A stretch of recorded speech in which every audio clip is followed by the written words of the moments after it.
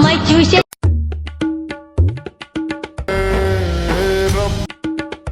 কিরে বন্ধু, কি অবস্থা, কেমন আছা? এই তো আলহামদুলিল্লাহ ভালো। তুই কেমন আছা? তোর মন এত খুশি খুশি কে রে? আমি তো বন্ধু অনেক ভালো আছি। আয় তোরে মিষ্টি খাওয়াবো আজকে, আয় আয়।